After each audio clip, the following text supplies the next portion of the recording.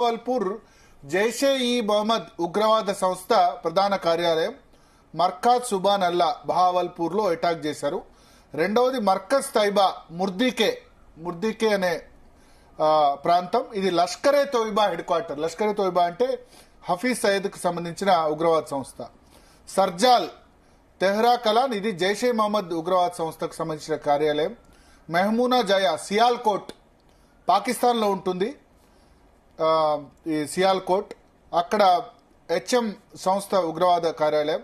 Next Markaz Ahle hadith Barnala Lashkar-e Taiba ప్రధాన కార్యాలయం. Next Markaz Abbas Kotli Jaish-e Mohammed ప్రధాన కార్యాలయం. అదేవిధంగా మస్కర్ రహీల్ షాహిద్ కోట్లీ పాకిస్తాన్లోని కోట్లీ ఏరియాలో ఉంటుంది. షావాయ్ నల్లా క్యాంప్ ముస్ఫరాబాద్ అంటే పాకిస్తాన్ ఆక్రమిత కశ్మీర్, ఇది లష్కరే తోయిబా స్థావరం. సయ్యందా Bilal camp Muzaffarabad Jaish-e Mohammed. So Lashkar-e Taiba, Jaish-e Mohammed, HM ఈ మూడు ఉగ్రవాద సంస్థలకు సంబంధించి పూర్తి అటాక్స్ మన వాళ్ళు చేశారు. సో ఒక విధంగా చెప్పాలి, రాత్రి 1:44 ఈ స్ట్రైక్స్ ప్రారంభమయ్యాయి.